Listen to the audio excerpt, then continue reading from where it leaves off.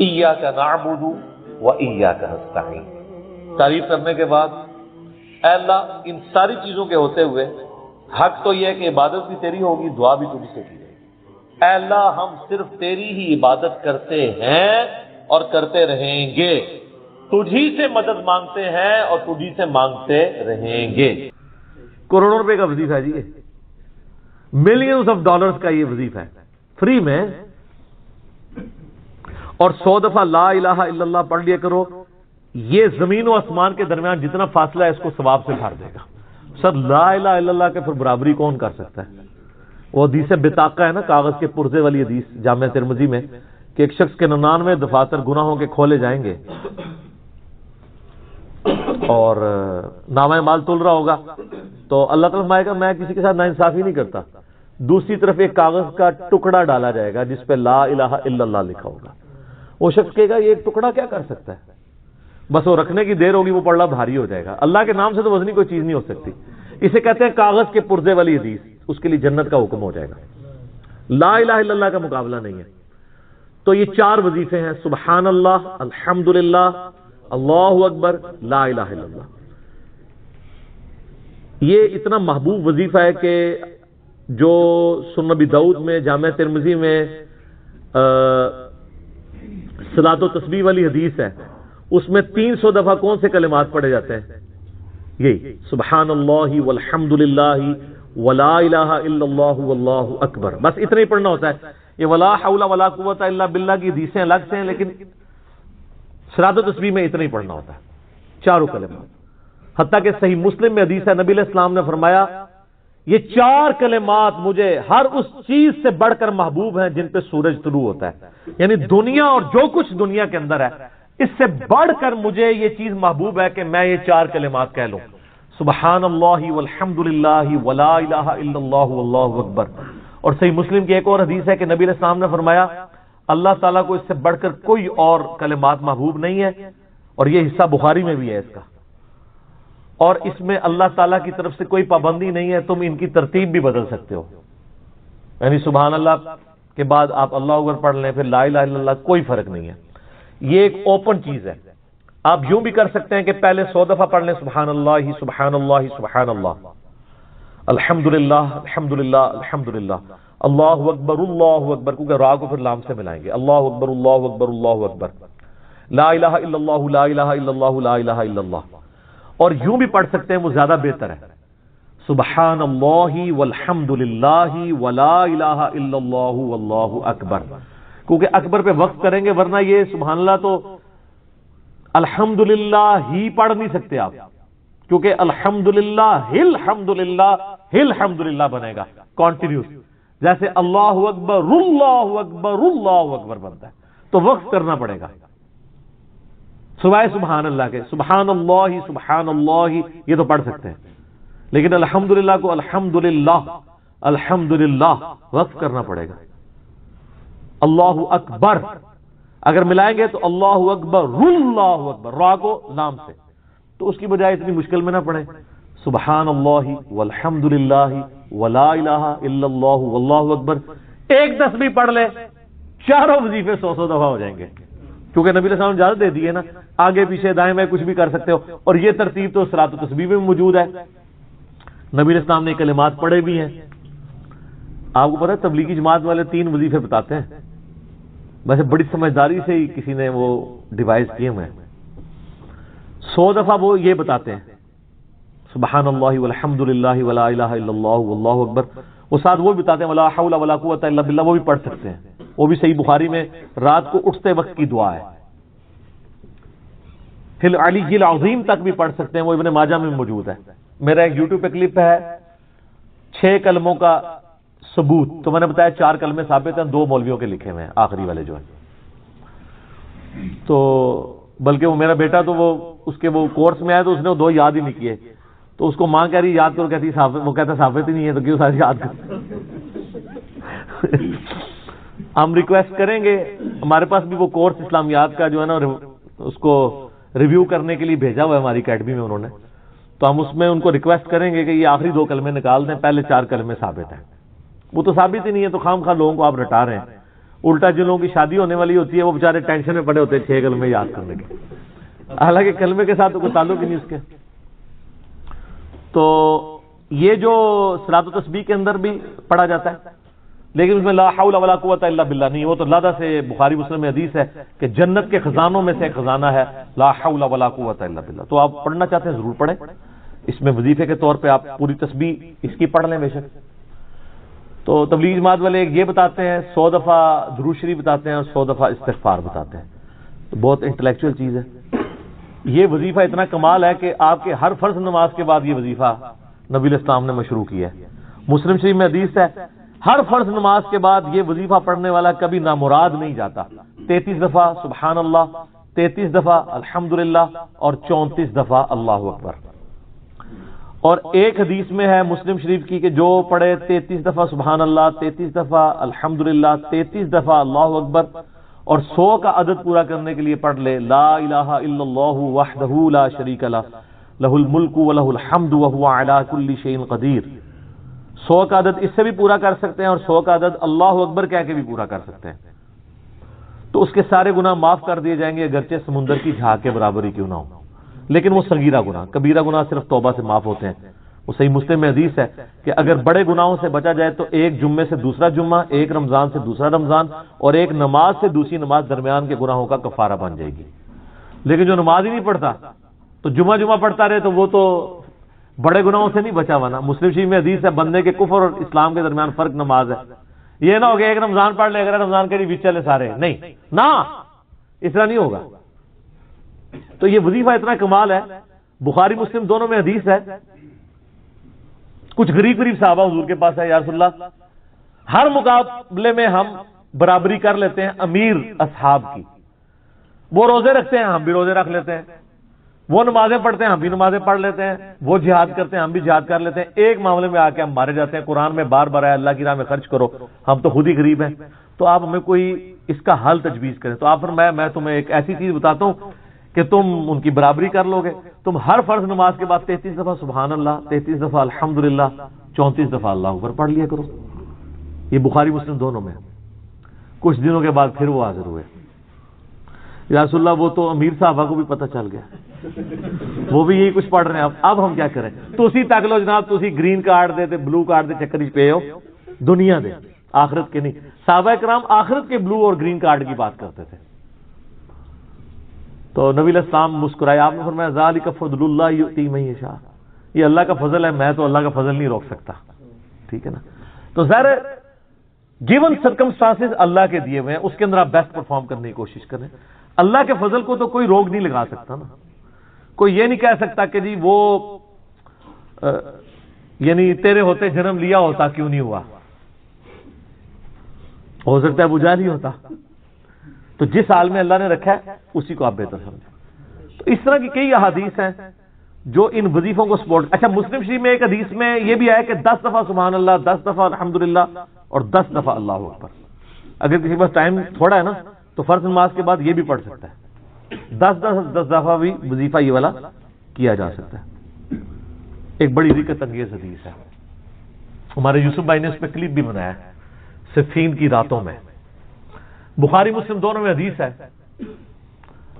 مولا علی علیہ السلام خود روایت کر رہے ہیں، وہ کہتے ہیں کہ نبی علیہ السلام کو جب اللہ نے کشادگی دی، کچھ غلام آپ کو گفٹ ملے، تو میں نے فاطمہ سے کہا کہ تم پورا دن گھر کی صفائی کرتی ہو، چکی چلاتی ہو، اس کی وجہ سے ان کے ہاتھ پہ بھی نشان بن گئے تھے، اس طریقے سے سامان اٹھا کے لاتی تھیں تو وہ رسی کے نشان یہاں پڑے ہوئے تھے۔ تو نبی علیہ السلام سے جا کے جو ہے وہ ایک غلام ڈیمانڈ کر لیتے ہیں جو ہمیں ذرا ہیلپ آؤٹ کر دے گا، جب سب کو مل رہا ہے تو ہمیں بھی مل جائے گا۔ تو سیدہ فاطمہ حاضر ہوئی، یہ حدیث بخاری میں بھی ہے مسلم میں بھی ہے۔ تو حضور علیہ السلام کے پاس گئیں، بات نہیں کر سکی، طبیعت میں تربیت کس کی تھی سر؟ بولڈنس نہیں تھی وہ والی، حالانکہ باپ ہے اور حضور کو پتا تھا اپنی بچی کی عادت کا۔ تو وہ گئیں، بات نہیں کر سکی، واپس چلی گئی۔ تو حضور علیہ السلام محفل برخاست ہوئی، آپ خود آ گئے۔ سر وہ حدیث کمال ہے، مولا علی کہتے ہیں میں اور فاطمہ ایک چادر میں لیٹے ہوئے تھے اور نبی علیہ السلام ہمارے گھر میں آئے اور پاؤں کی جانب سے نبی علیہ السلام ہمارے بستر میں داخل ہوئے، حتیٰ کہ آپ کے پاؤں کی ٹھنڈک ہم نے اپنے سینے پہ محسوس کی. یعنی حضور علیہ السلام نے پاؤں کی جانب سے اپنے پاؤں انٹر کیے اور وہ پاؤں سیدہ فاطمہ اور مولا علی کے سینے تک پہنچ گئے تو انہوں نے ان کو سینے سے لگا لیا. سر یہ فرینکنس کسی صحابی کو نصیب ہو سکتی ہے؟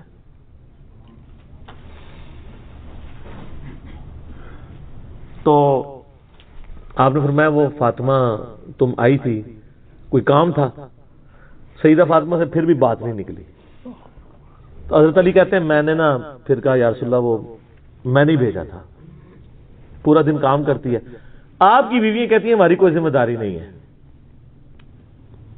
یہ بھی تو بیوی تھی نا. بخاری مسلم میں حدیث ہے جنتی عورتوں کی سردار ہے فاطمہ سلام اللہ علیہ. تو میں نے غلام کے لیے عرض کیا تھا یہ تھک جاتی ہے ہمیں ہیلپ آؤٹ کر دے گا. آپ نے صاحب فرمایا میں تمہیں سے بہتر نہ چیز عطا کروں؟ کہ یا رسول اللہ عطا کریں. یعنی آپ لوگ تو سمجھ رہے ہوں گے کہ غلام مانگا ہے تو شاید ایک گھوڑا بھی ساتھ گفٹ مل جائے گا. ان کا جب رات کو بسترے پہ جانے لگو نا تو 33 دفعہ سبحان اللہ، 33 دفعہ الحمدللہ اور 34 دفعہ اللہ اکبر پڑھ لیا کرو. یہ تمہارے لیے اس غلام سے بھی بہتر ہے. یعنی سارے دن کی تھکاوٹ اتر جائے گی. سر یہ بہت بہترین وظیفہ ہے.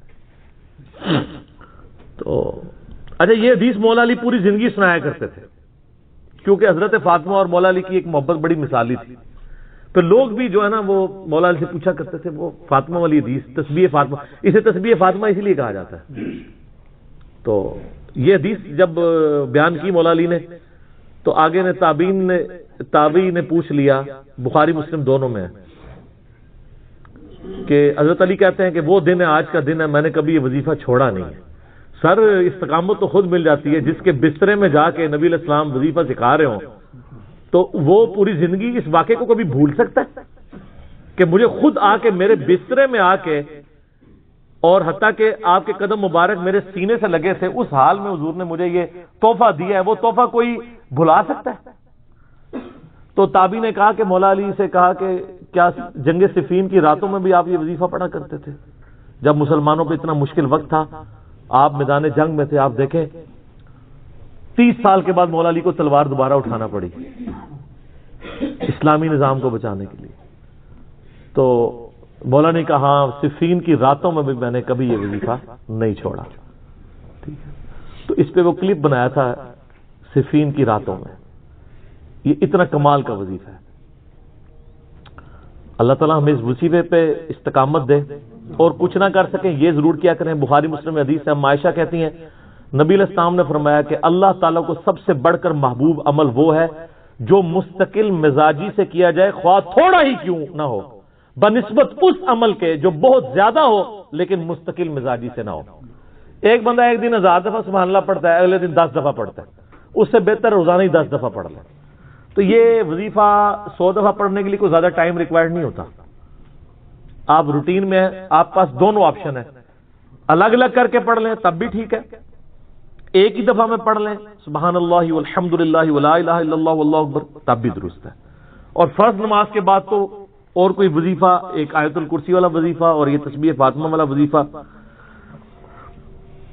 اور تکبیر بلند کرنا، استغفار پڑھنا، اللہم انت السلام منک السلام، سارے اذکار اس میں لکھے ہوئے. چند ایک وظائف تو ضرور پڑھیں اور اس میں یہ والا وظیفہ کبھی نہ چھوڑیں، یہ بہت ایکسٹرا آرڈنری وظیفہ ہے. وَلَنَبْلُوَنَّكُمْ بِشَيْءٍ مِّنَ الْخَوْفِ وَالْجُوعِ وَنَقْصٍ مِّنَ الْأَمْوَالِ وَالْأَنفُسِ وَالثَّمَرَاتِ. ہم ضرور آزمائیں گے دنیا کی زندگی میں تمہیں خوف کے ذریعے، بھوک کے ذریعے، جان اور مال میں نقص کے ذریعے. وَبَشِّرِ الصَّابِرِينَ، اور بشارت ہوگی صبر کرنے والوں کے لیے. تو یہ ساری تکلیفیں ان کو آپ مکافات عمل کہہ کے نہیں جان چھڑا سکتے، یہ الگ طرح سے آزمائش بھی ہو سکتی ہے کسی کے اوپر. اور صبر کرنے والوں کے لیے بشارت ہے، اور ان کی نشانی کیا ہے؟ الذین اذا اصابتهم مصیبہ، جب کبھی انہیں کوئی مصیبت پہنچتی ہے تو وہ کہتے ہیں قالوا انا للہ وانا الیہ راجعون. بھئی ہم بھی تو اللہ کی طرف سے آئے تھے، ہمیں بھی لوٹ کے اللہ کے پاس جانا ہے. اگر کوئی تکلیف آئی ہے تو یہ بھی چلی جائے گی. سب سے بڑی تکلیف کیا ہے؟ موت. وہ بھی تو ہم پہ آنی ہے نا، تو اس سے پہلے اگر چھوٹی تکلیف آئی ہے تو اللہ کی طرف چلی جائے گی. اس کانٹیکسٹ میں ایک حدیث ہے صحیح مسلم میں بڑی زبردست، ام سلمہ کہتی ہیں کہ جب ابو سلمہ میرے خاوند فوت ہوئے، مجھے ان کی فوتگی کی خبر ملی تو میں نے حضور سے ایک دعا سن کے یاد کر رکھی تھی کہ جو کوئی وہ دعا مانگ لے گا اللہ تعالیٰ اس سے بہتر اسے نعم البدل دے دے گا. اور وہ دعا آدھا پورشن تو یہی ہے، سورۃ البقرہ کی آیت نمبر 156، انا للہ و انا الیہ راجعون. اس کے بعد ہے اللہم اجرنی، یہ جھٹکے سے ملے گا، اللہم اجرنی، حمزہ آ گیا، اللہم اجرنی فی مصیبتی واخلف لی خیرا منہا، اے اللہ مجھے اس مصیبت میں اجر عطا فرما اور میرے لیے اس سے بہتر نعم البدل کر دے. تو کہتی ہیں کہ نبی علیہ السلام نے فرمایا تھا جو یہ دعا مانگ لے گا نا تو اللہ تعالیٰ اس کی کمپنسیشن فرما دے گا، اسے بہتر نعم البدل دے گا. کہتے ہیں میں نے دعا تو کی، پھر میں یہ سوچتی تھی کہ میرے خامن جیسا تو کسی کا خامن نہیں ہوگا، ابو سلمہ جیسا خامن مجھے کیسے مل سکتا ہے. تو جب عدت پوری ہوئی تو نبی علیہ السلام نے پیغام کا نکاح کا پیغام بھیج دیا، ام المومنین بن گئی. اور یہ ہماری وہ ماں ہے جو سب سے آخر میں فوت ہوئے ہیں 64 ہجری میں، واقعہ کربلا کے بھی 3 سال بعد. تو اس دعا کی یہ دعا یاد رکھیں.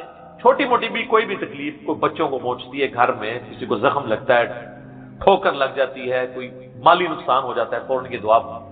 اور میں نے الحمدللہ 20 دفعہ یہ دعا آزمائی ہے. وقتی طور پہ تو فیل ہو رہا ہوتا ہے کہ یار کوئی مسئلہ خراب ہو گیا، لیکن اس کے بعد اسی شر کے اندر خیر چھپی ہوئی ہوتی ہے، وہ مل جاتی ہے. اس آپ دعا کو یاد رکھیں اور صبح شام جو چھوٹی موٹی کوئی خبریں بھی آپ کو ملتی رہتی ہیں نا، اس کے اوپر آپ یہ دعا پڑھتے رہیں. یہ آپ کے لیے ایک بہت بڑا وظیفہ ہے انشاءاللہ تعالی. نیک لوگوں کو جو تکلیفیں آتی ہیں نا دنیا میں، وہ ان کے درجات کو بلند کرنے کے لیے آتی ہیں. اور یہ اللہ تعالیٰ نے بڑی سختی کے ساتھ سورۃ العنکبوت کے اندر نا صحابہ کرام کو ایڈریس کر کے نا یہ فلسفہ کلیئر کیا ہے. آیت نمبر 2 اور 3 کے اندر احسب الناس ان یترکوا ان یقولوا آمنا وهم لا یفتنون، کیا لوگ اس گمان میں ہیں کہ انہیں صرف اس بات پہ چھوڑ دیا جائے گا کہ وہ ایمان لے آئے اور ہم ان کی آزمائش نہیں کریں گے؟ وَلَقَدْ فَتَنَّ الَّذِينَ مِنْ قَبْلِهِمْ، بے شک ہم نے ضرور آزمایا تھا ان سے پہلے لوگوں کو. فَلَيَعْلَمَنَّ اللَّهُ الَّذِينَ صَدَقُوا وَلَيَعْلَمَنَّ الْكَاذِبِينَ، تو اللہ تعالیٰ ضرور جانچ کر رہے گا کہ کون سچے ہیں اپنے دعوے کے اندر. کس دعوے میں کہ غلامی رسول میں موت بھی قبول ہے، اور کون صرف نعرہ بازی کر رہے ہیں. اللہ تعالیٰ ان کو ظاہر کر کے رہے گا، جانچ کے. تو یہ اللہ تعالیٰ نے اپنا اصول رکھا ہے، یونیورسل ٹروتھ. اس کانٹیکسٹ میں صحیح بخاری میں ایک حدیث ہے، صحابہ کرام نے جب کافروں کی تکلیفوں کا ذکر کیا نا حضور سے، تو آپ نے فرمایا صبر کرو، اللہ کی قسم تم سے اگلے لوگوں کو زمین میں گاڑا جاتا تھا، سر کی مانگ پہ آرا رکھا جاتا تھا اور کہا جاتا تھا کہ اسلام چھوڑ دو، اور وہیں ان کے 2 ٹکڑے کر دیے جاتے تھے، وہ اپنے دین پہ قائم رہتے تھے. لوہے کی کنگیاں ان کے گوشتوں پہ پھیری جاتی تھی حتیٰ کہ ہڈی تک پہنچ جاتی تھی، تب بھی وہ اپنے دین پر ثابت قدم رہے. تو نبی علیہ السلام نے اپنے صحابہ کو اگلے لوگوں کی تکلیف گنوائی. تو اب وہ جو اتنی تکلیفیں کاٹتے رہے ہیں وہ کوئی مکافات عمل نہیں ان کے لیے ہوا، آزمائش تو ہوئی ہے نا جی. تو نیک اور برے لوگوں کے اعتبار سے ڈفرنٹ ہے، یہ ذہن میں رکھیے گا. بخاری اور مسلم کی متفق علیہ حدیث ہے، نبی علیہ السلام نے فرمایا مسلمان کو کوئی بھی تکلیف پہنچتی ہے، دکھ درد بیماری، کوئی اندیشہ کہتے ہیں ذہنی ٹینشن کو، صرف کہ یہ نہ ہو جائے، حتیٰ کہ اس کے پاؤں میں کانٹا بھی چبھ جائے، تو اللہ تعالیٰ اس کے بدلے میں اس کے گناہوں کو معاف کر دیتا ہے. اور مسلم شریف میں ڈیٹیل ہے کہ جب یہ سورۃ النساء کی آیت نمبر 123 نازل ہوئی نا کہ چھوٹے سے چھوٹے اعمال کا بدلہ بھی ملے گا، چھوٹی سے چھوٹی نیکی کا بھی، تو صحابہ پریشان ہو گئے. ان کا یا رسول اللہ ہم تو یہ تو سارے پکڑے جائیں گے، کس طریقے سے کوئی بندہ پرفیکٹ ہو سکتا ہے؟ تو حضور نے فرمایا پریشان ہونے کی ضرورت نہیں ہے. مسلمان کو جو دنیا میں تکلیفیں اور بیماریاں آتی ہیں نا، وہ اس کی ان غلطیوں کا کفارہ بن جاتی ہیں. حتیٰ کہ جامعہ ترمذی میں، ابو داؤد میں ایک حدیث ہے، نبی علیہ السلام نے فرمایا کہ دنیا میں سب سے زیادہ تکلیفیں انبیاء کو آتی ہیں. تو کیا انبیاء پہ مکافات عمل ہو رہا ہوتا ہے؟ نعوذ باللہ. اس کے بعد ان پہ آتی ہیں جو ان کے بعد اللہ تعالیٰ کو سب لوگوں سے بڑھ کے محبوب ہوتے ہیں. آپ نے صحابہ کا بھی نام نہیں لیا، فرمایا جو بھی، وہ اس زمانے میں بھی ہو سکتا ہے، آج کے زمانے میں بھی، کیونکہ بعض صاحب تو ایسے ہیں جنہوں نے کفر کی زندگی میں بھی موج کی ہے اور اسلام کی زندگی میں موج کی ہے، وہ تکلیفوں سے گزرے ہی نہیں ہیں۔ اچھا، اور پھر فرمایا اس کے بعد وہ لوگ ہیں جو اس کے بعد اللہ کو سب سے بڑھ کر محبوب ہوتے ہیں، حتیٰ کہ انسان پہ تکلیفیں آتی رہتی ہیں اور اس کی موت کا وقت آ جاتا ہے اور اللہ تعالیٰ اسے پاک و صاف کر کے دنیا سے اٹھا لیتا ہے۔ یہ جو لوگ کہتے ہیں نا یار وہ موت کے وقت فلانے کے ساتھ، یار وہ احمد دیدار صاحب 9 سال تک قومے میں رہے ہیں، اتنی اسلام کی انہوں نے خدمت کی، ہزاروں عیسائیوں کو مسلمان کیا، لاکھوں مسلمانوں کے ایمان کی حفاظت کا سبب اللہ نے ان کو بنایا، لیکن وہ 9 سال تک قومے کی حالت میں رہے، 1996 سے لے کے 2005 تک۔ تو کوئی کچھ کہتا تھا جی یہ وہ جی وہ عیسائی بھی ان کو کہتے تھے دیکھو جی اس کو بدوا لگی اور یہ وہ کیا گستاخ ہے، یہ وہ ہے۔ تو یہ تو کوئی طریقہ نہیں ہے۔ اس طریقے سے جنید جمشید صاحب جب شہید ہوئے تو آپ دیکھ لیں ان کے مخالفین نے ان کے بارے میں کیا بات کی، اور سر صحابہ کرام کو تو رومن امپائر کی بیٹل فیلڈ کے اندر تیل کے کڑاؤں میں روسٹ کیا گیا، تو آپ کیا کہیں گے نعوذ باللہ ان کے ساتھ یہ کچھ ہو گیا؟ ابو عبیدہ ابن جرح، معاذ ابن جبل لاڈلے ترین اصحاب ہیں، طاعون کے مرض میں شہید ہوئے ہیں، اور طاعون میں اتنے بڑے بڑے پھوڑے جسم کے اوپر نکلتے ہیں۔ آپ تو سمجھتے ہیں کہ صحابہ کرام جو ہے وہ بڑے سکون سے بیٹھتے ہوں گے اور پھر کلمہ پڑھتے ہوں گے، ساتھ ہی ایسے روح پرواز کر جاتی ہوگی۔ حضرت حمزہ ابن عبد المطلب کا مسلح ہوا ہے، سید الشہداء ہیں۔ حضرت حسین علیہ السلام کے ساتھ جو کچھ کربلا میں ہوا ہے، تو نیک بندوں اور عام بندوں کے اعتبار سے اس کا حکم ڈفرنٹ ہے۔ نیک بندوں کے درجات بلند ہوتے ہیں۔ حسین ابن علی سے اتنی بڑی قربانی نے اللہ نے لی کہ قیامت والے دن ان کو جنتی نوجوانوں کا جو سردار ہونا ہے اس کو جسٹیفائی کیا جائے کہ آؤ جی حسین جیسی ہے کسی قربانی، بنا دینا ہے سردار، آ جاؤ لے کے آؤ۔ کوئی کھڑا ہو سکتا ہے؟ ابھی تک 15 سال میں تو نہیں کوئی دعویٰ کرے گا کھڑا ہونے کا۔ تو اللہ تعالیٰ نیکیوں کو جسٹیفائی بھی کرواتا ہے، وہ مکافات عمل نہیں ہو رہا ہوتا۔ نیک لوگوں کے لیے ڈفرنٹ ہے، ان کے درجات بلند ہوتے ہیں، اور باقی عام لوگوں کے لیے یہ ہے کہ ان کے لیے بھی آپ نہیں کہیں گے کہ ان پہ عذاب ہے، یا اللہ کی طرف پلٹنے کا ذریعہ ہے، یا ان کے گناہوں کا کفارہ ہے۔ یہ آپ نے کسی پہ نہیں کہنا اس کے اوپر لعنت پڑ گئی، اس کے اوپر یہ ہو گیا، اس کے اوپر یہ ہو گیا، یہ آپ کو کسی نے رائٹ نہیں دیا۔ یہ بہت بڑا ظلم ہے۔ ایک طرح کے معاملات ہوئے ہوتے ہیں دونوں کے ساتھ۔ اب آپ دیکھ لیں سنیوں میں سے کوئی جیل میں جاتا ہے تو شیعہ کہتے ہیں دیکھا جی مکافات عمل ہے، شیعہ میں سے کوئی جاتا ہے سنی کہتے ہیں مکافات عمل ہے۔ تو یہ آپ جو مرضی، اور اپنوں کے لیے کہتے ہیں آزمائش ہے۔ تو یہ آج کی ڈیٹ میں آپ نے سب کے لیے آزمائش ہی کہنا ہے، ورنہ یہ مسئلہ بالکل خراب ہو جائے گا۔ اللہ ہی اللہ جی، اللہ تعالیٰ سے خیر مانگنا چاہیے، اللہ تعالیٰ کی طرف رجوع لانا چاہیے۔ اس حوالے سے بخاری اور مسلم دونوں میں حدیث ہے، میں اب آپ کو تھوڑے وظیفے بھی بتا دوں نا۔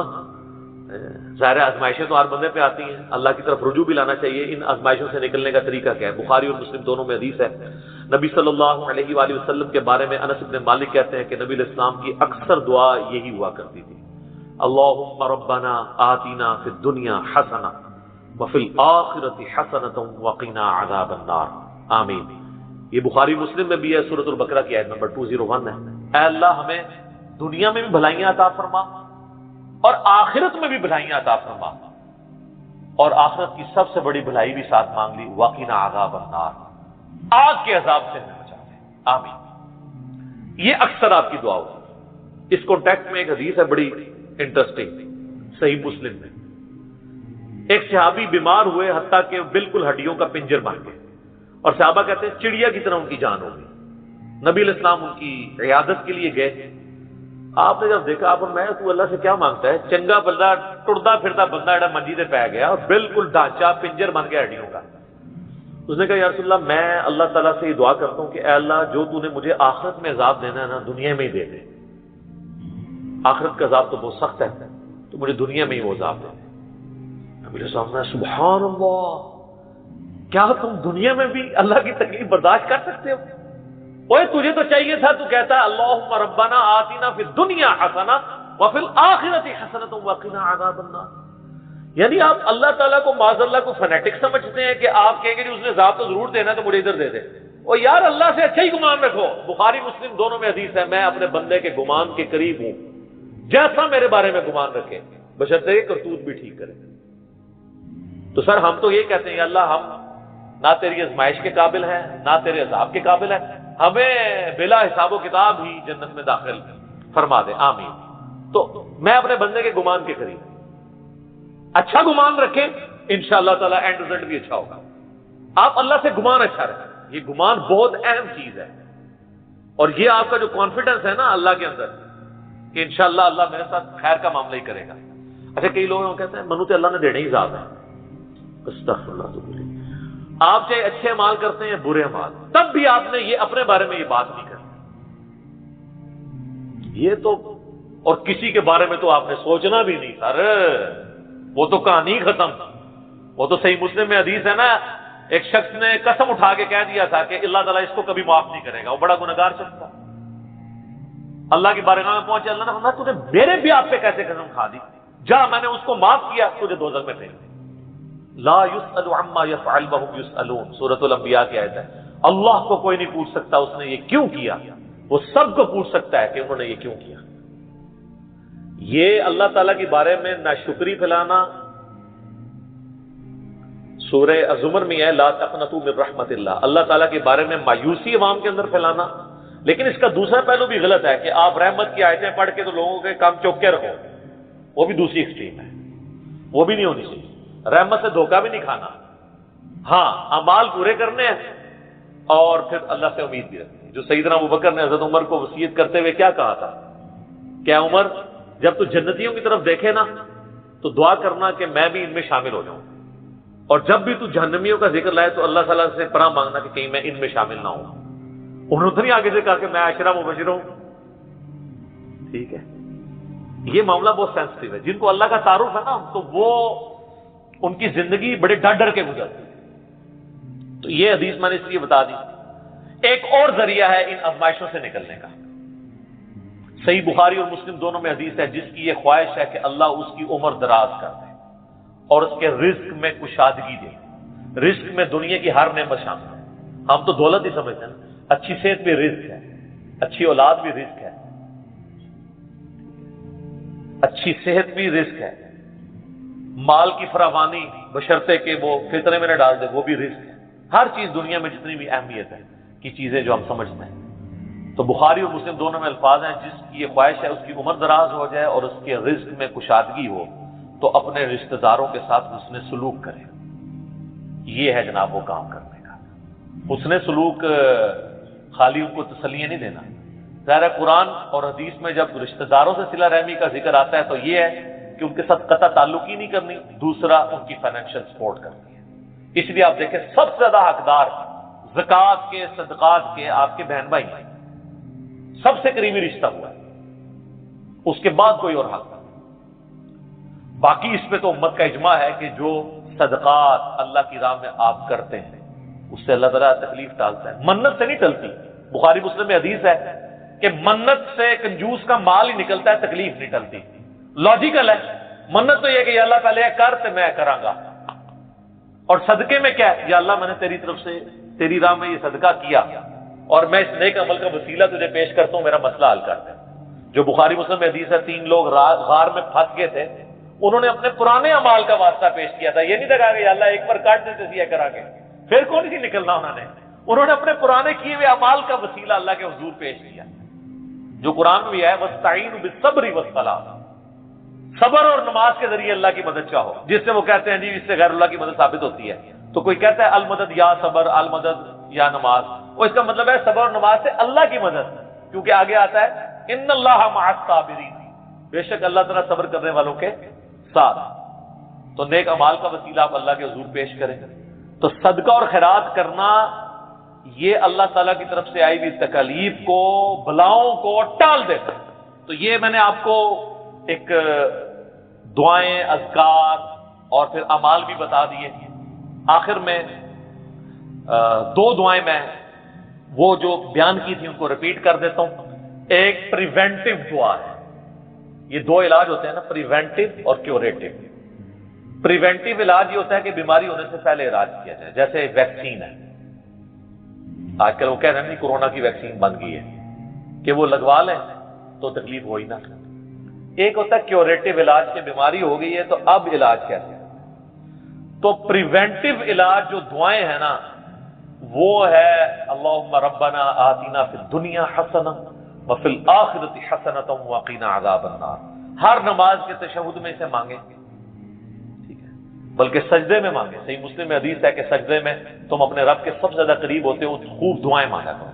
سجدے میں بھی آپ یہ دعا مانگیں، تشہد میں تو مانگے ہی مانگے. وہ بخاری مسلم میں حدیث ہے درود شریف کے بعد جو چاہو اپنے رب سے مانگو، وہ تو قبولیت کی ایک جگہ ہے. اس کے علاوہ یہ ہوگی پریونٹیو علاج بیماریوں سے، پریشانیوں سے.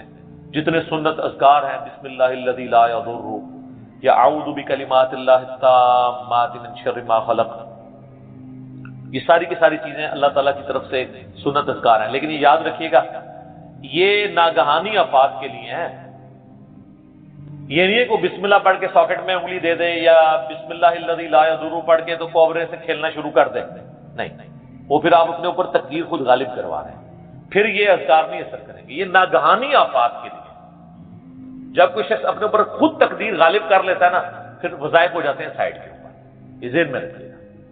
پھر بھی جو تکلیفیں آنی ہے نا وہ تو آنی ہے اللہ کی طرف سے آزمائش والی. وہ تو ہمیں یہی ایٹیٹیوڈ ہے کہ ہم اللہ تعالیٰ کی طرف رجوع لائیں. اور وہی ہے کیوریٹو علاج کہ جب کسی پہ تکلیف آ جائے تو اب کیا کرنا ہے اس نے کہنا ہے انا للہ و انا الیہ راجعون اللہم اجرنی فی مصیبتی و اخلف لی خیرا منہا. یہ مکافات عمل کا سارا ٹاپک اس کا اینڈ میں کروں گا سورہ الحدید کی ان 2 آیات کے اوپر، جس کے بعد صبر آ جائے گا کہ اللہ تعالیٰ نے یہ تکلیف کا سلسلہ دنیا میں جو رکھا ہوا ہے اس پہ صبر کے لیے کیا ترغیب دلائی ہے. آیت نمبر 22 اور 3 ما اصاب من مصیبت فی الارض ولا فی انفسکم، کوئی مصیبت بھی ایسی نہیں کہ زمین میں آئے. زمین میں کیا مصیبت آتی ہے؟ زلزلہ، وبائی امراض، سیلاب، طوفان. ولا فی انفسکم، اور نہ کوئی ایسی مصیبت کہ تمہاری جان میں آئے. جان میں ہر طرح کی بیماری، کسی کو بلڈ کینسر ہو گیا، کسی کے گردے فیل ہو گئے، کسی کو ہیپاٹائٹس ہو گیا، تو اللہ فرماتا ہے الا فی کتاب من قبل ان نبرأھا، یہ ہم نے لوح محفوظ میں پہلے ہی لکھا ہوا ہے اس سے پہلے کہ ہم یہ تکلیف بھیجیں. کام ہی ختم ہو گیا. اللہ کہتا ہے ہم نے تو یہ طے کیا، یہ ڈیسٹنی ہے، تمہاری تقدیر ہے. ان ذالک علی اللہ یسیر، یاد رکھنا یہ اللہ کے لیے بڑا آسان ہے، بہت آسان ہے. کوئی یہ بھی کہہ سکتا ہے کتنا ہو گیا، پہلے ہی اللہ کو پتہ ہے. اللہ کے علم کے لیے آسان ہے. سورۃ الانعام میں تو یہاں تک آیا ہے کہ خشکیوں میں یا سمندروں کے اندر کسی درخت کا اگر پتا بھی گرتا ہے نا تو اللہ کو پہلے سے علم ہے. اور زمین کی گہرائیوں میں کوئی دانہ بھی پھوٹتا ہے نا وہ پہلے. اب ظاہر ہے ہمارا ذہن تو اس ڈیٹے کو سمجھ نہیں سکتا، بلکہ آج ہم نے لیپ ٹاپس میں ہارڈ ڈسک میں وہ ڈیٹا سٹور کر لیا ہے جو 8 سے 100 سال پہلے کا انسان اس کو ماننے کے لیے تیار نہیں ہوگا کہ یہ ٹچ سکرین موبائل کیا کر سکتا ہے، اتنی دور بات کر سکتے ہیں. وہ تو اس کو بھی ماننے کے لیے تیار نہیں ہوں گے. لیکن ہو گیا نا کہ انسان کو اللہ نے ترقی کرائی ہے، تو اللہ کا علم تو بہت کامل ہے. لِكَيْ لَا تَأْسَوْا عَلَىٰ مَا فَاتَكُمْ، یہ ہم نے اس لیے کیا، یعنی ہم نے تقدیر میں پہلے یہ چیزیں لکھی تھی تاکہ تم مت افسوس کرو اس چیز پہ جو تم سے چھین لی جائے. وَلَا تَفْرَحُوا بِمَا آتَاكُمْ، اور اس پہ شیخی مت بگاڑنا جو اللہ نے تمہیں دی ہے. اللہ کسی سے لے کے آزماتا ہے تو کسی کو دے کے بھی آزماتا ہے. وَاللَّهُ لَا يُحِبُّ كُلَّ مُخْتَالٍ فَخُورٍ، اور اللہ تعالی پسند نہیں کرتا ہر شیخی بگاڑنے والے جو بات بات کے اوپر شیخی بگاڑتا ہے. کسی کے پاس اگر کوئی اللہ کی طرف سے نعمتیں ہیں تو وہ اللہ کا شکر ادا کرے، اور اگر کسی کے اوپر آزمائش کا وقت ہے تو وہ اللہ کی طرف رجوع لائے. اس لیے تو نبی علیہ السلام نے فقر کی زندگی گزاری ہے نا سر. باقی نیک بندوں کے لیے درجات کی بلندی کا ذریعہ ہے آزمائشیں آنا. برے لوگ بھی اس اعتبار سے کہ میرے اعمال کی شامت ہے اور میرے گناہ معاف ہو جائیں گے اور میں اپنی اصلاح بھی کر لوں. کسی کے بارے میں کوئی ورڈکٹ نہ دیں، اپنے اوپر ضرور لاگو کریں. ہم اللہ تعالیٰ سے دعا کرتے ہیں اللہم اجرنا من النار، اللہم انی اعوذ بک من عذاب جہنم، ربنا اننا آمنا فاغفر لنا ذنوبنا وقنا عذاب النار، اللہم انی اعوذ بک من عذاب جہنم، ربنا اصرف عنا عذاب جہنم ان عذابها كان غراما اللهم ربنا آتنا في الدنيا حسنة وفي الآخرة حسنة وقنا عذاب النار اللهم احسن عاقبتنا في الامور كلها واجرنا من خزي الدنيا وعذاب الآخرة آمین ثم آمین. ٹھیک ہوگا جی.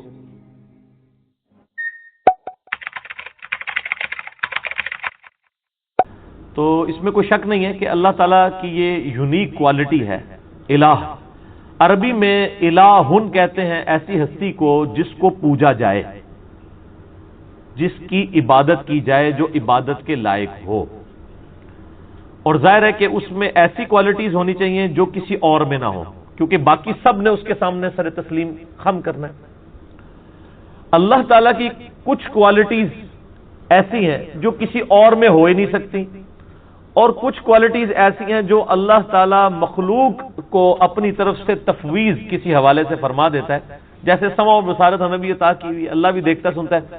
وہ باقی جو ڈفرینسز ہیں وہ تو اپنی جگہ، لیکن کچھ کوالٹیز ایسی ہیں جو عطائی بھی نہیں ہے. ان میں سے ایک کوالٹی جو ہے وہ الہ والی ہے، معبود کی. الہن عربی میں کہتے ہیں جس کو پوجا جائے. اور عربی زبان میں جب الف لام ساتھ لگ جاتا ہے تو وہ خاص ہو جاتا ہے. جیسے عربی میں سٹی، انگلش میں سٹی کہتے ہیں شہر کو، کوئی بھی شہر ہو سکتا ہے. جب دی سٹی ہوگا تو خاص شہر ہوگا. عربی میں مدینہ ہر شہر کو کہا جاتا ہے، لیکن جب ہم المدینہ کہتے ہیں اس سے مراد مدینہ المنورہ ہوتا ہے، جہاں پہ ہمارے محبوب صلی اللہ علیہ وآلہ وسلم کی قبر مبارک ہے. اسی طریقے سے الہ تو جھوٹے بنائے ہوئے لوگوں کے موجود ہیں. قرآن حکیم میں جھوٹے الہوں کا بھی ذکر ہے. الہ یہی ہے اللہ. اللہ کے جو ورڈ کس طرح بنا الہ، ٹھیک ہے نا. وہ عربی لنگوسٹک کی وجہ سے پھر یہ جڑ کے اللہ بن جاتا ہے، یعنی دی اونلی الہ، جس کو پوجا جائے. اور ظاہر ہے اس کی ایسی کوالٹیز ہیں جو کسی اور کی نہیں ہے. اور وہ کوالٹیز کیا ہیں؟ وہ سورۃ الاخلاص میں آئی ہیں. قل هو اللہ احد. اے نبی صلی اللہ علیہ وآلہ وسلم فرما دیجئے کہ وہ اللہ ایک ہے، یکتا ہے، یونیک ہے. ایک نہیں ہے بلکہ یکتا ہے، ایسا یونیک کہ اس کے ہم پلے کا کوئی نہیں ہے. اللہ الصمد، وہ بے نیاز، اس کو کسی کی پرواہ نہیں ہے. ہاں سب اسی کے اوپر ڈیپینڈنٹ ہے. لم یلد ولم یولد، اس نے نہ کسی کو جنا نہ اس سے کوئی جنا گیا. یعنی اللہ تعالی ہمیشہ سے ہے. اور اس کے اوپر میرا ایک یوٹیوب پہ کلپ بھی آپ دیکھ سکتے ہیں، ہو کریٹڈ گاڈ، اللہ کو کس نے پیدا کیا. لاکھوں لوگ یوٹیوب پہ لکھ چکے ہیں. پروفیسر رچرڈ ڈاکنز نے جو کتاب لکھی تھی دا گاڈ ڈیلوژن، اس میں اس نے جو ایک سوال کیا تھا کہ اللہ کو کس نے پیدا کیا، میں نے اس کا میتھمیٹیکل آنسر دیا ہے. اور اس کے بعد پھر اسی میتھمیٹیکل آنسر کو میں نے بتایا کہ یہی چیز تو سورۃ الاخلاص کے اندر بیان ہوئی ہے. تو اللہ تعالی سے نہ کوئی پیدا ہوا، نہ اس نے کسی کو جنا، نہ وہ خود کسی سے جنا گیا، جس کو ہم آسان طور پہ کہتے ہیں کہ نہ وہ کسی کا باپ ہے نہ کسی کا بیٹا. وَلَمْ يَكُنْ لَهُ كُفُوًا أَحَدٌ، اور اس کی ٹکر کا کوئی نہیں ہے، اس کے پائے کا کوئی ہے ہی نہیں ہے. تو یہ الہ والی کوالٹی اسی میں ہونی چاہیے جو یہ سورۃ الاخلاص کا جو ٹچ سٹون آف تھیولوجی ہے، توحید کا جو کسوٹی ہے، یہ اس کے اوپر کوئی پورا اترے. سورۃ الاخلاص کے اوپر اگر کوئی ہستی پوری اترتی ہے تو صرف اللہ کی ذات ہے. کوئی جن، کوئی پیغمبر، کوئی فرشتہ اس میں سے کوئی بھی کوالٹی حاصل کر ہی نہیں سکتا. نہ عطائی طور کے اوپر، ذاتی تو کسی کی ہے ہی نہیں کوئی چیز. تو الہ کا مطلب یہ ہے کہ جس کو پوجا جائے، اور وہ ایک ہی ہستی ہو سکتی ہے. اب پوجنے کا مطلب کیا ہے کہ جب اس کی پرستش کی جا رہی ہے تو ٹوٹل اوبیڈینس اسی کی ہوگی. عبادت کا مطلب صرف نماز، روزہ، حج، زکات نہیں ہے، بلکہ ہر معاملے میں ٹوٹل اوبیڈینس کے لائق وہی ہستی ہے. جو وہ حکم دے اس کی بجاوری انسان کے اوپر لازم ہے، اور اس کے مقابلے کے اوپر کسی اور کو نہیں مانا جائے گا. ان الحکم الا للہ، یعنی اللہ کے علاوہ کسی اور کا تو حکم چلنا ہی نہیں ہے. اور پیغمبروں کی بھی ہم جو اطاعت کرتے ہیں وہ سورۃ النساء کے اندر آیا کہ ہم نے پیغمبر اس لیے بھیجے کہ اللہ کے اذن سے ان کی اطاعت کی جائے. یعنی وہ بھی من یطع الرسول فقد اطاع اللہ، جس نے رسول اللہ کی اطاعت کی اس نے گویا اللہ کی اطاعت کی. تو پیغمبروں کی کوئی ذاتی دعوت نہیں ہوتی ہے، نہ ان کی ذاتی کوئی شریعت ہوتی ہے، بلکہ وہ تو اللہ تعالیٰ کے ٹرو ریپریزنٹیٹو بن کے آن دا فیس آف ارتھ آتے ہیں۔ تو الہ کی یہ کوالٹیز ہیں کہ آپ نے اس کو ٹوٹلی اس کی اوبیڈینس اختیار کرنی ہے اور اس کے مقابلے پہ کسی کو نہیں ماننا۔ اور آپ نے بڑی اچھی بات کی کہ سارے الہوں کی نفی کرنی ہے، اور قرآن حکیم میں تو ظاہر بار بار یہ ہے کہ آپ نے طاغوت کی نفی کرنی ہے کہ ہر پیغمبر میں ہم نے ہر امت کے اندر کوئی نہ کوئی پیغمبر مبعوث کیا۔ وَلَقَدْ بَعَثْنَا فِي كُلِّ أُمَّةٍ رَسُولًا أَنِ اعْبُدُوا اللَّهَ وَاجْتَنِبُوا الطَّاغُوتَ۔ ہر امت میں ہم نے کوئی نہ کوئی پیغمبر اٹھایا ایک ہی بنیادی دعوت کے ساتھ کہ عبادت کرو اللہ کی، اور اللہ کے مقابلے پہ طاغوت کی نفی کرو۔ یہ اکثر لوگ پوچھ رہے ہوتے ہیں طاغوت کیا ہے؟ طغا عربی میں کہتے ہیں، طغیانی لفظ اردو میں بھی استعمال، جب سمندر اپنی باؤنڈری سے باہر نکلے تو کہتے ہیں طغیانی آ گئی ہے۔ تو جو بھی اپنی حیثیت سے اوقات سے باہر نکلے نا، اس کو کہتے ہیں یہ طوفان، یہ طغیانی اس میں آ گئی ہے۔ تو انسان کی تو حیثیت یہ ہے کہ وہ خدا کو اوبیڈینٹ بن کے رہے، اس کی مخلوق بن کے۔ جب وہ خود خدائی کا دعویٰ کرنا شروع کر دے یا وہ اپنی اس طرح کی عزت کروانی شروع کر دے جو کہ اللہ کے شان شان ہے، تو گویا وہ اپنی حدود سے باہر نکل گیا، اسی کو طاغوت کہتے ہیں۔ شیطان بھی طاغوت ہے، شیطانی سسٹم بھی طاغوت ہے، دجالی سسٹم بھی طاغوت ہے۔ ہر وہ ہستی جو اللہ کے مقابلے پہ کھڑی ہے وہ طاغوت ہے، اور اس کی نفی کرنے کا حکم ہے۔ اور قرآن حکیم میں طاغوت کی نفی جو ہے وہ ایمان سے مقدم قرار دی گئی ہے۔ اسی لیے آپ دیکھیں ہمارے کلمے کا آغاز کس سے ہوتا ہے؟ لا الہ الا اللہ، یعنی پہلے آپ کرتے ہیں نفی کہ نہیں ہے کوئی معبود سوائے اس اللہ کے، اس کے بعد آپ اللہ کے اوپر ایمان لے کہتے ہیں۔ پہلے تمام جھوٹے خداؤں کی نفی، لا الہ، کوئی الہ نہیں ہے الا اللہ سوائے اس کے۔ اور یہ جو میں نے بات کی سورۃ البقرہ میں جو آیت الکرسی ہے، آیت نمبر 255، اس سے اگلی آیت ہے، اعوذ باللہ من الشیطان الرجیم، لا اکراہ فی الدین، دین قبول کرنے کے معاملے میں کوئی جبر نہیں، کوئی کسی کو گن پوائنٹ کے اوپر مسلمان نہیں کر سکتا، صرف آپ نے راہ حق لوگوں کے سامنے واضح کرنا ہے۔ انا ہدیناہ السبیل اما شاکرا و اما کفورا۔ دین قبول کرنے کے معاملے میں کوئی جبر نہیں ہے۔ قد تبین الرشد من الغی، بے شک ہدایت جو ہے، رشد و ہدایت وہ گمراہی سے، غی سے، یہ بھی وہی لفظ آ گیا، طاغوت سے، طغیانی سے الگ اللہ تعالیٰ نے کر دیا۔ حق اور باطل میں اللہ نے فرق خود کر دیا۔ فَمَن يَكْفُرْ بِالطَّاغُوتِ، تو جو کوئی کفر کرے گا طاغوت کا، وَيُؤْمِن بِاللَّهِ، اور ایمان لائے گا اللہ پر۔ اللہ پر ایمان لانے سے پہلے آپ نے اللہ کے مخالفین کا کفر کرنا ہے۔ وہ جو ڈاکٹر اقبال کا بھی ایک شعر ہے نا، کافروں کے کافر اور کافر خدا ہمارا، وہ کافر خدا کیا، یعنی ہر مسلمان کافر بھی ہے۔ کس چیز کا کافر؟ کافر کہتے ہیں عربی میں انکار کرنے والے کو، اللہ کے مقابلے میں جتنے کھڑے ہوئے ہیں ان کا کفر کرتے ہیں ہم، اور کفر پہلے آیا ہے۔ فَمَن يَكْفُرْ بِالطَّاغُوتِ، جو کوئی کفر اختیار کرے گا طاغوت کا، اللہ کے مخالفین کا، وَيُؤْمِن بِاللَّهِ، اور ایمان لائے گا اللہ پر۔ یہ وہ لا الہ، لا پہلے ہے، الا اللہ بعد میں ہے، لا الہ الا اللہ۔ اچھا یہ مجھے یاد آیا، وہ اگلے دن میں وہ ایک ٹی وی کے اوپر دیکھ رہا تھا، وہ بلوچستان میں کوئی ٹائر شاپ دکھا رہے تھے، اس ٹائر شاپ کا نام رکھا ہوا تھا لا الہ ٹائر شاپ۔ یہ تو کلمات کفر ہے۔ اور یہ بچوں کو بھی اکثر وہ سکھا رہے ہوتے ہیں، بیٹا پڑھو لا الہ لا الہ۔ چھوٹا بچہ تو پورا جملہ پڑھ ہی نہیں سکتا، تو بچوں کو لا الہ نہیں سکھانا چاہیے، بچوں کو صرف اللہ سکھانا چاہیے۔ لا الہ سے تو نفی ہو جائے گی، لا الہ الا اللہ تو وہ کہہ ہی نہیں سکے گا بہت چھوٹا بچہ۔ چھوٹے بچوں کو صرف اللہ سکھائیں، جب وہ بچے جملہ بولنے کے قابل ہو جائیں تو پھر آپ کہیں لا الہ الا اللہ۔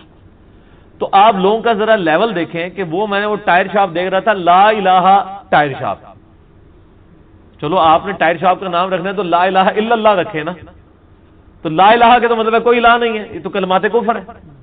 تو اکثر ہی کہتے ہیں وہ لا الہ پڑھو جی، لا الہ پڑھو جی، لا الہ نہیں پڑھو، لا الہ الا اللہ پڑھو۔ اللہ دے بندے ہو، عقل بھی استعمال کرو۔ تو جس نے طاغوت کی نفی کی، وَيُؤْمِن بِاللَّهِ، اور پھر ایمان وہ اللہ پر لایا، فَقَدِ اسْتَمْسَكَ بِالْعُرْوَةِ الْوُثْقَىٰ لَا انفِصَامَ لَهَا، تو اس نے ایک ایسا مضبوط اس نے کنڈا پکڑ لیا کہ جو کبھی ٹوٹنے والا نہیں ہے۔ یہ وہ لنگر، آپ کو پتا ہے وہ بحری جہازوں کو پرانے زمانے میں بادبان کی کشتیوں کو جب کنارے پہ کھڑا کرتے تو ایک مضبوط سی رسی سے، اس کو اینکر کہا جاتا ہے ہماری وہ انجینئرنگ کی لینگویج میں، اس کے ساتھ باندھ دیتے تھے تاکہ وہ جب ویو چلے تو یہ نہ ہو کشتی پھر آگے چلی جائے۔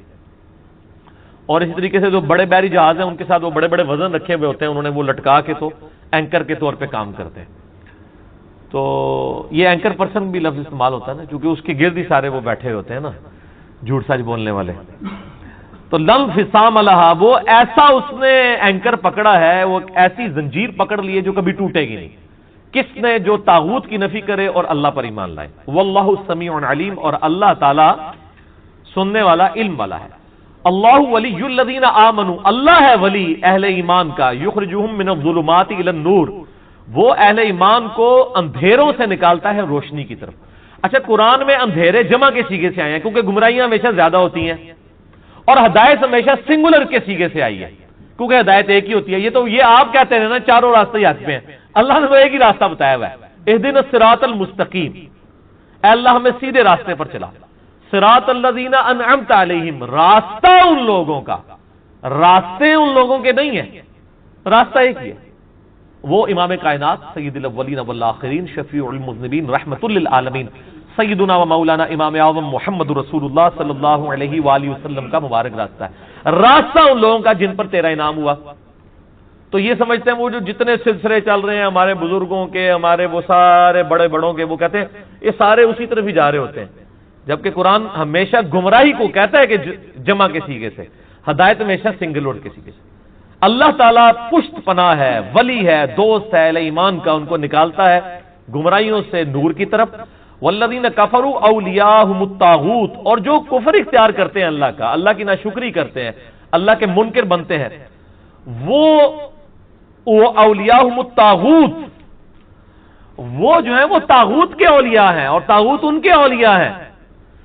یخرجونہم من النور الی الظلمات، اور وہ طاغوت جو ہیں اللہ کے مخالفین، وہ ان کو نکالتے ہیں ہدایت سے گمراہیوں کی طرف، اندھیروں کی طرف. اولئک اصحاب النار، یہ ہیں دوست کی، ہم فیہا خالدون، رہیں گے اس میں ہمیشہ ہمیش. اللہم اجرنا من النار، اللہم اجرنا من النار، اللہم اجرنا من النار. لہذا یہ جو الہ اور عبادت کے مفہوم میں جو ہے وما خلقت الجن والانس الا لیعبدون، اس میں حقوق اللہ، حقوق العباد، تمام کی تمام چیزیں داخل ہیں. اور یہ تو لوگوں نے ڈویژن کی ہوئی ہے، حقوق العباد بھی بیسیکلی حقوق اللہ ہی ہیں، کیونکہ اللہ ہی نے حقوق بتایا نا. اگر اللہ کے حقوق نہ ہوتے تو آج مسلمانوں نے بھی جو ہے وہ اولڈ ایج ہاؤسز بنائے ہوئے ہوتے اور اپنے ماں باپ کو وہاں پہ پھینکا ہوا ہوتا. مسلمان اپنے بوڑھے ماں باپ کو ان کی بد اخلاقیوں اور کمزوریوں کے باوجود کیوں برداشت کر رہے ہوتے ہیں کہ اللہ نے کہا کہ بڑھاپے میں بچوں کی مانند ہو جاتے ہیں، ان کو اف تک مت کہنا. ادروائز تو اگر انسانی طور پہ جو کچھ انگریز کر رہے ہیں جانوروں والا سلوک، وہی ہم لوگ بھی کر رہے ہوتے ہیں نعوذ باللہ. تو یہ فرق بھی نہیں کرنا چاہیے. اچھا، پھر اس میں مجھے وہ حدیث بھی یاد آ گئی، بخاری اور مسلم کی متفق علیہ حدیث ہے. اس کا ٹچ ٹون پھر کیا ہے؟ ٹھیک ہے کہ آپ صلی اللہ علیہ وآلہ وسلم نے فرمایا اس شخص نے ایمان کی حلاوت چکھ لی جس میں 3 نشانیاں ہوں گی. نمبر 1، اللہ اور اس کا محبوب صلی اللہ علیہ وآلہ وسلم اسے پوری دنیا میں سب سے بڑھ کر محبوب ہو جائے. نمبر 2، اس کی دوستی اور دشمنی کا معیار اللہ کی ذات، الحب للہ والبغض للہ، محبت بھی اللہ کے لیے اور دشمنی بھی اللہ. اور تیسری نشانی یہ کہ کفر کی طرف لوٹایا جانا اس کے لیے اتنا ہی مشکل ہو جائے گا جتنا آگ میں جلایا جانا، یعنی وہ آگ میں جلنے کے لیے تیار ہو جائے گا، ایمان نہیں چھوڑے گا. جب اس لیول پہ کوئی پہنچے گا تو وہ مومن ہوگا. باقی تو سارے پھر دودھ پینے والے مجنو ہیں، وہ شعر و شاعری کرنے والے، نعتیہ اشعار پڑھنے والے مسلمان ہیں، وہ پریکٹیکل مسلمان تو اور ہے. یا وہ جو میں اکثر کہتا ہوں کہ وہ پاکستان کے شناختی کارڈ میں مسلمان ہے، اللہ کے حضور شناختی کارڈ جو ہے وہ ڈیفرنٹ ہے. اس میں تو صحیح مسلم میں حدیث ہے 246 نمبر انٹرنیشنل نمبر کے مطابق